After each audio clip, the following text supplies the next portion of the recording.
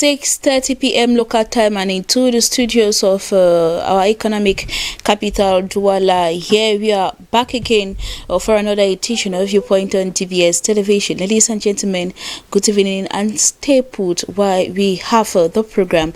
That said, in tonight's edition, we are going to be talking about some private corporations in Cameroon and some of its successes or failures being attributed. Is it to the individuals or is it to the corporations themselves? And to discuss about this topic, we are having an economist here with us in the studio. The very first time this year that we are receiving him, Akumtip, and I think it's the second time that we're having you. Yes. Happy New Year and welcome. Thank you.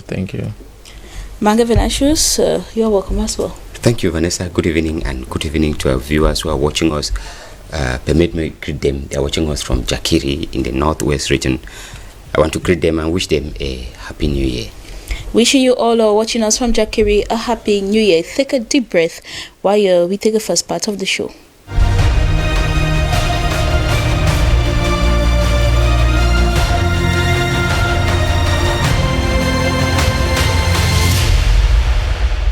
That has to do with the yes or no question and answers. And should poorly managed state corporations in Cameroon be privatized? Akumtip, your point of view, yes or no? To me, they shouldn't be privatized. They should not. Manga Venashus? I think they should. Yes. Yes, they should. And can the poor management of state corporations be attributed to incompetency in Cameroonians? Manga Venashus? No, Vanessa. No. Sir? Yes. Yes. Coming up next, let us have the debate.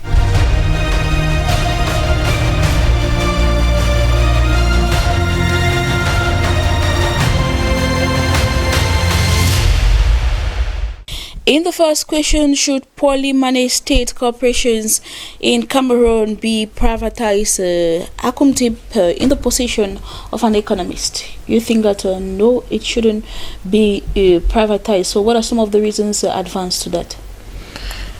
Yes, Vanessa, this topic, privatization, it's a very pertinent one. And looking at it at the point of an economist, privatization, which is the transfer of state patrimony to private individuals, is a good initiative. But in the context of Cameroon, in its application, or I would say with all facts necessary, that we are not supposed to privatize our state-owned enterprises. This is because if you look at the evolution of privatization, where it is coming from, this, I would say, is it is an organized blackmail, international blackmail. I will put it in code. Privatization is an organized international blackmail. Why? Because us, the economists, we know that it's a good policy, but we can use something good for a bad purpose. Because if we look at historically, just take down the lane, why this privatization was introduced in Cameroon was because our state-owned corporations were suffering, and it was a recommendation from international organizations, specifically the Bretton Woods institutions, that's the IMF and the World Bank. Their design program for developing countries in economic crisis. So privatization was one of their program to save the countries in difficulties, and it falls under one of the two structural adjustment programs proposed. And I said it is an organized international blackmail because privatization was an option for these suffering countries to choose in order to benefit from the structural adjustment loans that was supposed to be given to them. It means that these institutions that are governed by let's suppose, the major powers in the world, decided to help those suffering by proposing a policy that if you want to gain from a low interest loan, then you have to do this. You have to do this. So, to me, the concept of privatization is the policy is a very good one. But applying it, the government of Cameroon accepting to privatize its own state enterprises in order to get the benefits from the structural adjustment loans, I think it was just it doesn't serve the purpose for it. Serve the purpose for it. And adding to it, notwithstanding, like I said, privatization is good in its if it is applied, but if on the wrong purpose, I don't think it is needful or it is necessary for the government to sell its own enterprises. Adding to this, if we look at let us check, for example, now in your point of view, you said it is right that some state corporation had failed in the past to actually manage their entities. Now, don't you think that giving it to these private institutions or individuals, they will better handle it, knowing fully well that they are directly profit oriented? Or don't you think that it's going to be far more better if it is being privatized? Because we've seen how in the management of some public corporations, a lot of managers have failed in their duties. Yes, Vanessa. That's why I said privatization policy, which is deregulation, we call it deregulation policy, is good. But now, there are forms of privatization. I would take a case study of China. China is what it is today because of privatization. China initially was a communist state and transformed towards capitalism. And to move towards capitalism, they needed to transfer the state's plants, enterprises to private individuals. Mm-hmm. But looking at the way they carried out their privatization was unique. Different from the way the developing countries applied their privatization. Our companies were sold. We sold our companies in the stock exchange market to foreign investors. Meaning that we are giving our treasure back to the colonial masters who had given us independence. This is a clear indication that it was a way for the colonial powers to still have a control over our own resources and the management of our economy. So to me, on my own point of view, I look at it that privatizing a state enterprise is not good because we are capable to organize and manage these enterprises.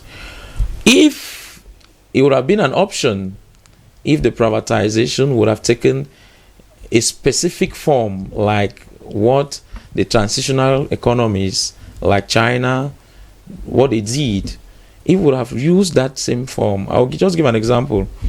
One of the privatization policy practiced by China was the policy where they decided to give the management of the organization to private individuals at zero cost, which means it was some sort of indigenization, transferring it to your citizens at no cost and evaluate how they're going to manage it.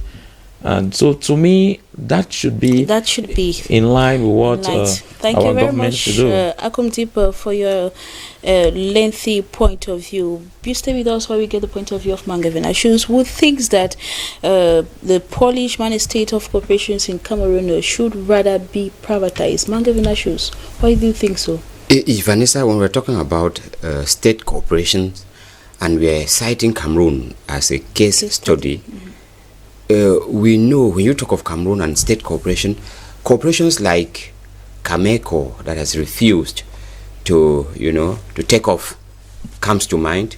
Corporation like Sonara comes to mind.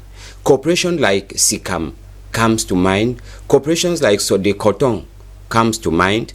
And when you look at all these corporations, you see that they have a problem in the management. Now, I take, for example, the phase 2, Cameco and Sonara.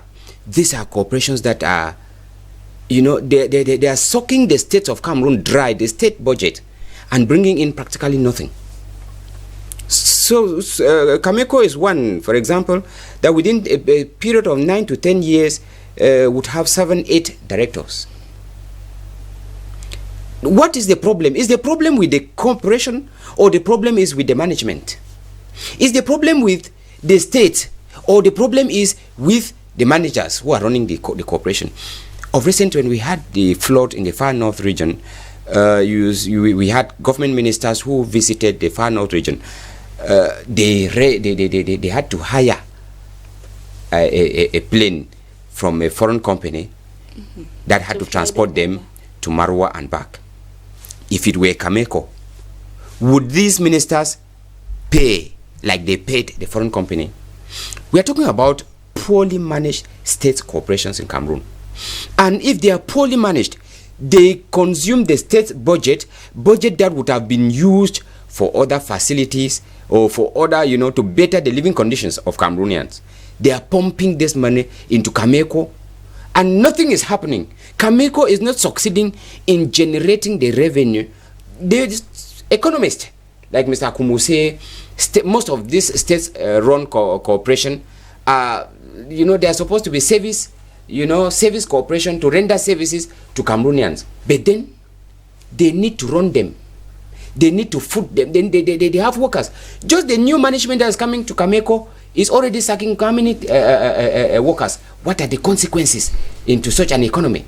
Now, besides the idea that it consumes a good chunk of the budget, a budget that is not even sufficient, it encourages corruption. It encourages corruption. How many Cameroonians are in jail for dealing, in these corporations? Because it is a state-owned corporation. It belongs to the government. Who is the government? I'm thinking from a layman point of view. He thinks like an economist. From a layman's point of view, he would say that this company belongs to the government of Cameroon. You and I, we are Cameroonians. We are government. So it is also part of mine. And that is why you see when Cameroonians come here into these companies, you see them siphoning money. How many directors are in jail for corruption? Most of these directors they were running state-owned corporations. Because it belongs to the state, they could do so. If that company belonged to an individual, how many of them could try? Because an individual, he carries out checks and balances. An individual, he is profit-oriented. This company must, it must if produce. it doesn't seize the revenue, then somebody should be accountable for Of course, it must produce the revenue because we must pay the workers. But when it is a state-owned corporation, most of these workers are civil servants. Most of them are civil servants, or the state does not work the money to pay the staff. They remove the budget from the state coffers and pay the staff, and then the company is not tasked to produce the salary of the workers, put it that way. And that is why the management is poor. It tarnishes the image of the country. If we talk of I call it simple, because other countries have proven their worth, and Cameroon has come from behind to keep dragging its feet. If we are talking about an airline like Cameco, for 9-10 years, Cameroonians could not manage. What impressions are we having about Cameroon? That Cameroon is a country that lacks, managerial skills. There's a problem with Cameroonians. It tarnishes the image of the country. Such a country that after every 2 years, 1 year, we change the general manager of a corporation. The problem is not with the managers. The problem is with the government of that country. That is the image of the country that it tarnishes. Imagine ministers. There were around 4 to 5 ministers who left Cameroon to go to the far north region. They have to hire a plane from Ethiopia. Ethiopia that in the late 80s, late 90s, early 2000s, we referred to them as a country that was practically grappling to survive with malnutrition. Ethiopia, that is half of the country, is a desert.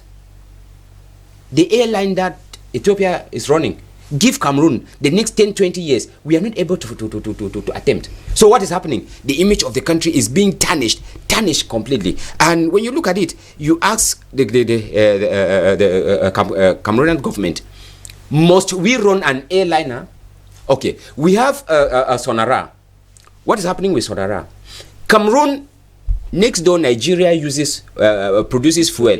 You know how we call it in Cameroon here? Fingi. Then we use super, because the engines that we run in Cameroon they are super engines, and the engines that are run or that vehicles run them in Nigeria, they are not the same thing.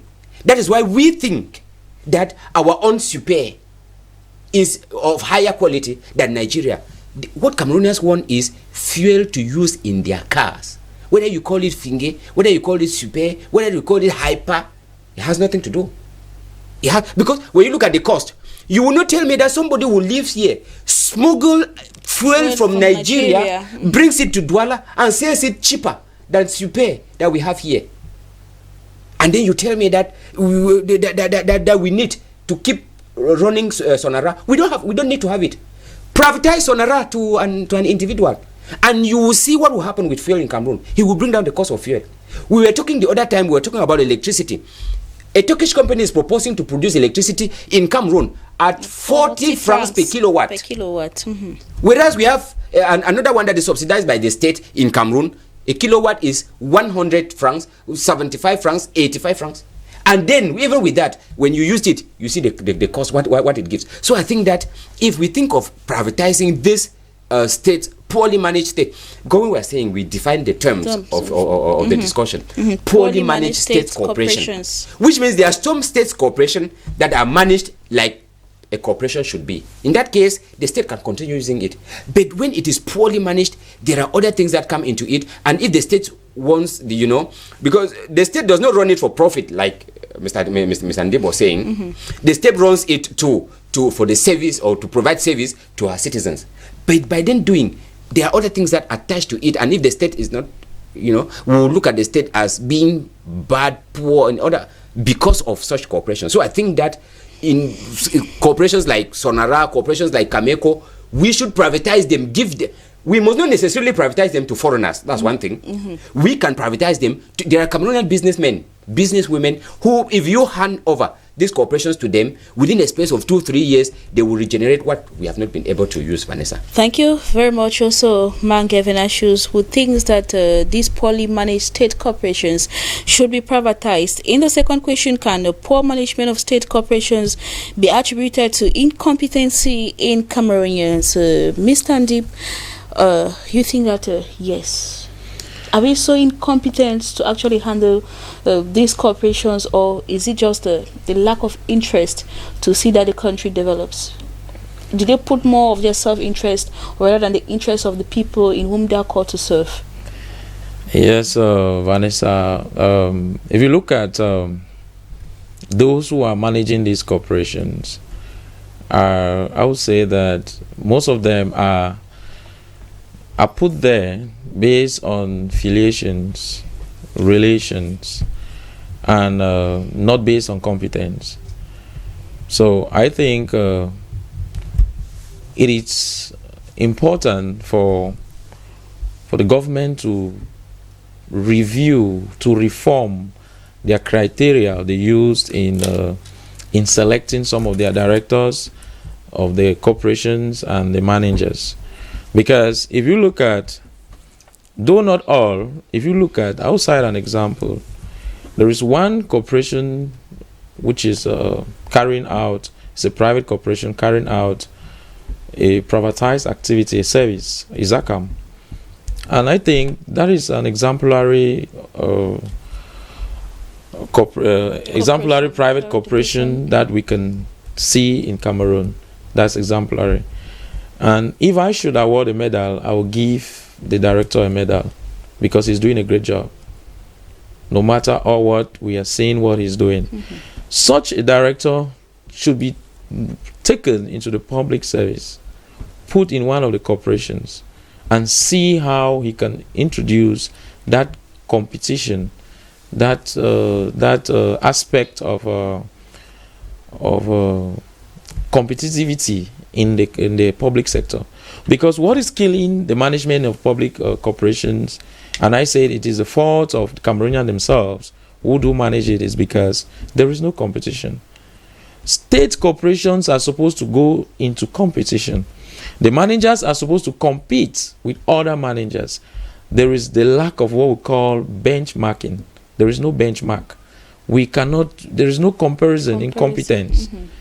For example, Camtel, the director of Camtel, his balance sheet should be measured with the director of MTN.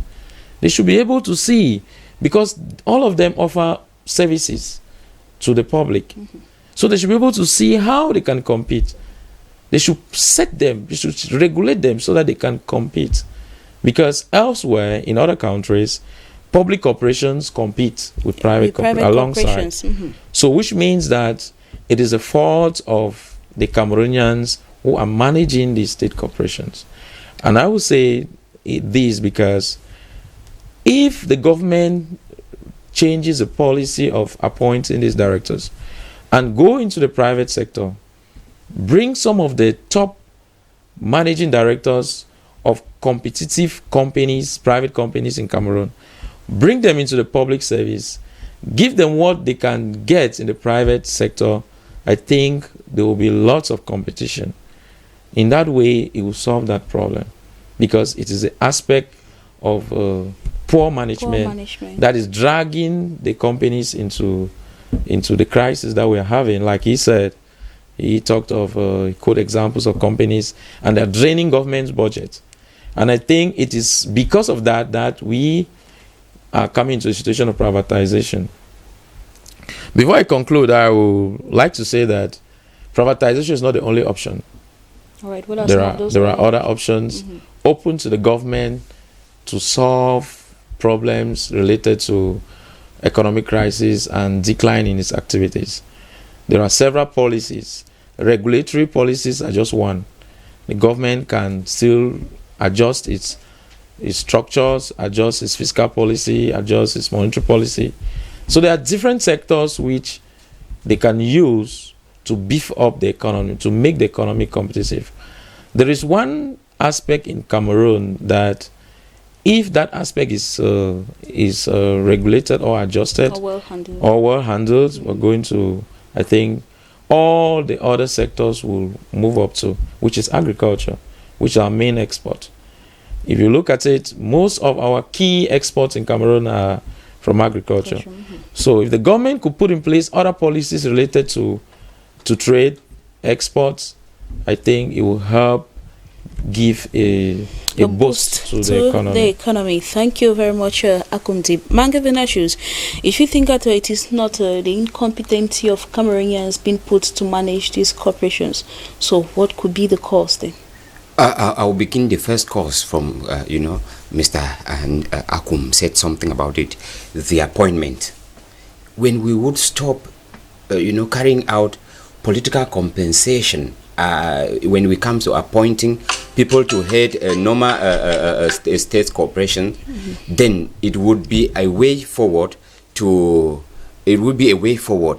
make sure that the idea of poor management in state corporation, we will come to a situation where poor management in state corporation will be wiped out.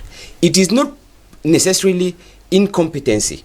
No, it is because somebody knows that I am there because I was militating in the ruling party, which means his target is not the well-being, it's not the progress of the company. It is the image he portrays as a politician in the ruling party. That is why when it comes to politicking, you see that directors of state corporations, they are campaign managers in their various villages. Ministers are campaign managers in their various villages. It is not because they want to serve as a minister. No, it is because they want to become, a grade A militant of the party. Because they know that once I am a good party militant, I will maintain my position. And in that case, they don't spend time making sure that they follow up the running of the state. I was following something in India where the president, was insisting that state functionaries, you are not supposed to be absent from your office because you were going out for political issues. No, political issues are, they call them extracurricular activities. If we are talking in terms of school, they are supposed to be secondary activities. If you are a minister, working hours, you are supposed to be in your office, not running up in the country because you want to go and attend party meetings. No, you were not appointed because you are a party member. It is not a party. It is not a party that and using the state budget. And using the state, because they go in the state cars. That's why during politics you see of all these VX, these CAs running everywhere in the village. Now, another problem is lack of accountability. Mr. Kum said it. Accountability in the sense that these ministers should be, or these directors should be able to meet their when they meet their board during their board meetings, they should be able to give the account of the company, an account that is audited. It is not an account because my board chair is my member of the party. He just comes and sits and we clap and I read whatever I read. Nobody challenges my report, and I read and we just sign and it goes. No, there's lack of accountability when it comes to managing state property. This corruption syndrome, what I call it corruption syndrome in Cameroon is, we have been made to understand that we are living in a society where if they place me the director of this state corporation, I go there, embezzle my own money, and then I'm sent to Konengi into a VIP cell where I'm well taken care of, whereas the money I embezzled is working somewhere outside there in my business. That is what we have. Because when you look at these directors who are in prison, where is the money they embezzled? They have invested it in real estate. They have houses. They have all that is turning the business, and they are in prison in a VIP cell. Whereas a Cameroonian who was in prison because he never had money, he's told to eat, is lavishing in Nobel, in a common, they call it quartier general. He's lavishing there, and he doesn't even have food to eat. But somebody who deprived millions of Cameroonians is in a VIP cell. Who is taking care of him? Anyway, thank you very much. So that's why I think that if we put all this together, we will not account it as incompetency in the poor management of state corporation, but these factors put together, they can do them. Cameroonians can do it once we have a good enabling climate that can enable us, to survive, Vanessa. Thank you very much, Mange Venatius, because I know that we are good in training good managers. Of course. So probably incompetency is not one of the reasons. That is the point of view of Mange Venatius. Akum Tip, one last word before we go. What could you say concerning this? Yeah, what I have to say is that the government needs to adjust its regulatory policies. We should go for more competitive policies other than privatization. That said, it has been a pleasure having you all. Akum Tip, an economist, and Mange Venatius, my journalist, always being part of us, and to all the technical crew that participated to make the program a success. Thanks to you all and to all our televiewers. Take the rendezvous for tomorrow, God willing. Coming up at 7 p.m., we'll be having the primetime newscast in the English language with Cynthia Mbumo. Goodbye.